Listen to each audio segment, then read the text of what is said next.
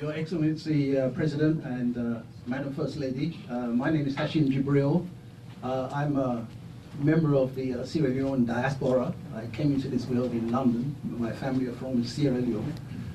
My brother and I, over the years, have managed to raise monies for maternal and child health from a charity. We have the money, and it is dedicated to doing work in Sierra Leone. But we've been having significant trouble knowing who to contact. My cousin Akeem Jibril, who you might know, is there, and he's been part of our liaison.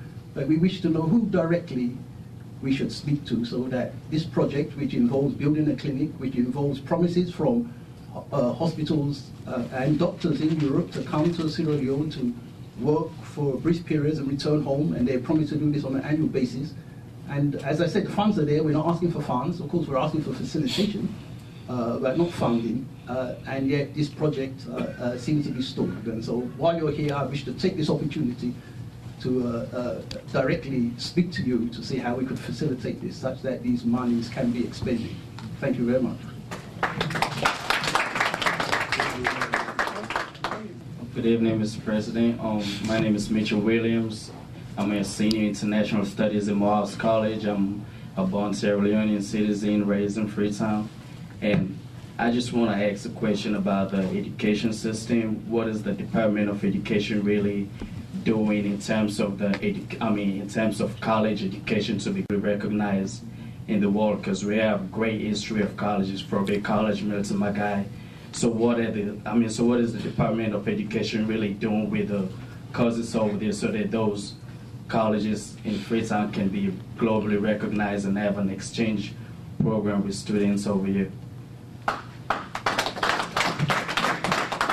Thank you. Let me start with the last comment on education. Now, when we took office, we realized that the state of affairs in the educational sector were terrible. We have to admit that, and we immediately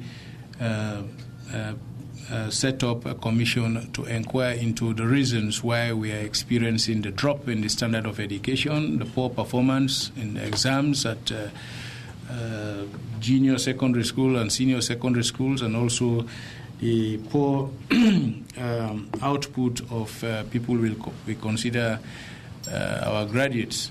And a lot of work was put into it, and they have made a submission to government, and we have accepted their recommendations, and we have developed a white paper.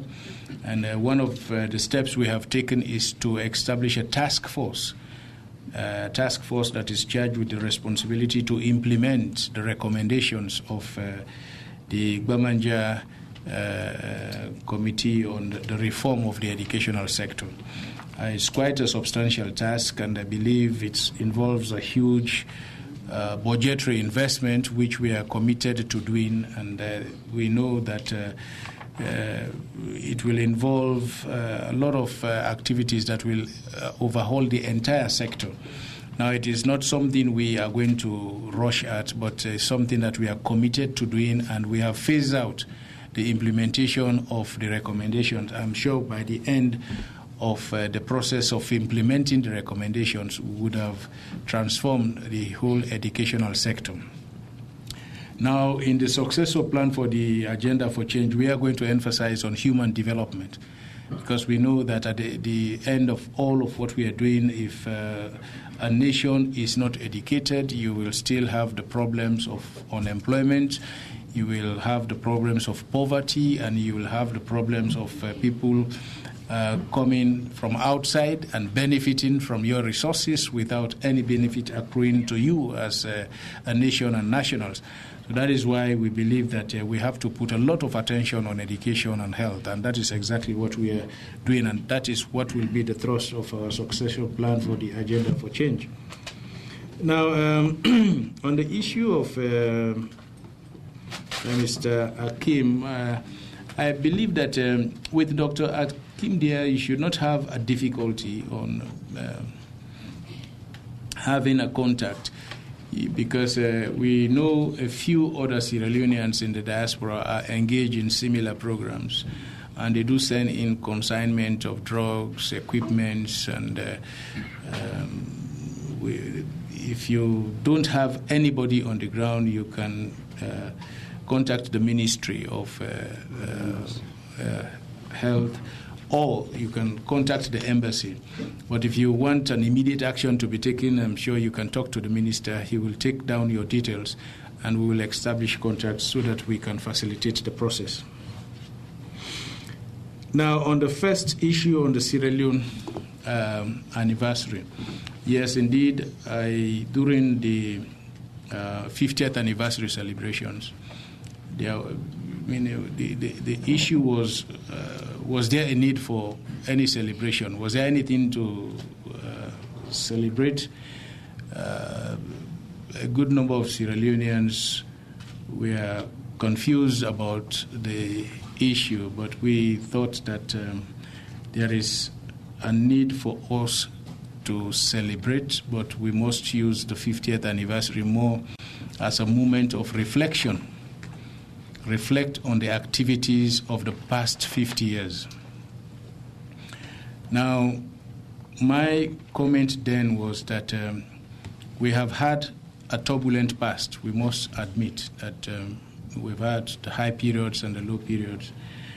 Now that we are beginning the journey in the next 50 years, we must challenge ourselves as Sierra Leoneans. We have great opportunities. We have a young population. We have abundance of resources. And we are now beginning to realize the dividends of democracy, stability, and good governance. So therefore, in addition to programs we have as a government, which we are now unfolding and which we intend to continue with, I said we should have a Sierra Leone conference, a conference for every Sierra Leoneans in the diaspora, Sierra Leoneans out there. We should meet and talk about the future of the country, talk about how we manage the new opportunities that are now unfolding for Sierra Leone. And I said that based on what we have in terms of human resources and the natural resources, we should be able to transform ourselves from a donor-dependent country now to a middle-income country in the next 25 years. And by the 50 years, we should transform ourselves to a donor country. And it could be done. We know that it will be done. We have a determination to do it, and that is why we want to start off with a Sierra Leone conference. And let me seize the moment to inform you that arrangements are now on the way. You will be informed through the embassy to start your thematic meetings here as a diaspora, and maybe all of us will meet in Freetown either in December or January to address this all-important issue. I believe we have to develop a Sierra Leonean consensus on the way forward, because this is about the opportunities that are now opening. This is about how do we ensure that we don't make any reversals again. We don't create a situation wherein the things of the past will be repeated in both governance issues, management of the economy, social and other issues. I believe it is a very important conference, and it will really lay the basis or give us a roadmap on the way forward for the next 50 years. But one thing we have to commit ourselves to is that the mistakes of the past should never be repeated. The issues of political or social marginalization should be removed. If there is a need for us to review our constitutions just to ensure that there is openness, there is inclusive participation of everybody, so be it. But I think we have to treat this issue of having a conference very seriously, I think, because I believe that is the way forward. Thank you. you.